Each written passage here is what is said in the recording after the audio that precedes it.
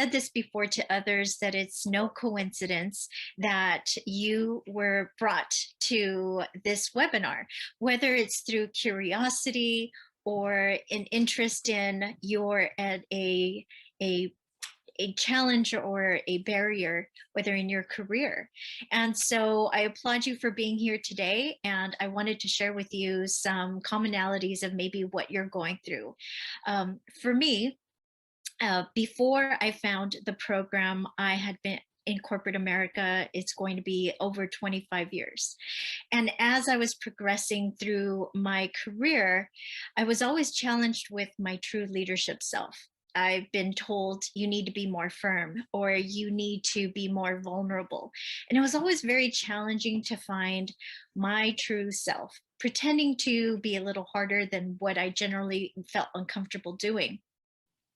So I decided to take this program because I felt that, I'm always open and curious as to how can I continue to refine who is Rosemary and how could I be the best leader or the best person and bring all of my attributes to the table and trying to balance that with work and with personal life as well. So as I signed up for the program, I was fascinated by the curriculum. As Dr. Veronica mentioned earlier, the curriculum is a Harvard curriculum. And so while it is extremely valuable to eventually learn about your true north, it's also fascinating to revisit why you have certain habits in making certain decisions. This is so valuable in understanding. Generally, we are speeding through life and we're trying to figure out the best decisions during that moment.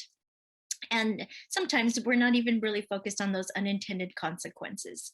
So what is fascinating about this program for me is that I had found myself sitting in a cubicle for almost 20 years and figuring out why is it so difficult for me to be able to get to that next echelon, that next level where I know I could have these great opportunities. So it wasn't until the program that Dr. David shared with us, not just the curriculum, but also some retrospect about our feelings, our fears, self-sabotage and imposter syndrome. All of this she weaves into the curriculum, which is fascinating. And we take these moments introspectively to really understand why we have made certain decisions in the past and what we can do moving forward. With that, I was empowered and inspired.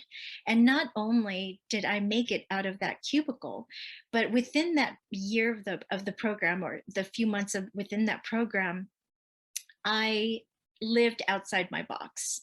And I took that step that really was where I've always wanted to be. I ended up creating a nonprofit organization because I was so passionate about the field of STEM and inspiring and empowering young girls in underserved communities and giving them that mentorship and having them believe in themselves. Not only did I do create a nonprofit, but I also enrolled in a PhD program because I too wanted to continue to invest in myself and do the next step, which could be in the field of education, writing books, being an amazing professor, such as Dr. Veronica, whom you'll meet shortly. And not only that, but at work, what I found was this empowerment and belief in myself. And I took my work to the next level that I was published in Forbes magazine, bringing our amazing company on the stage.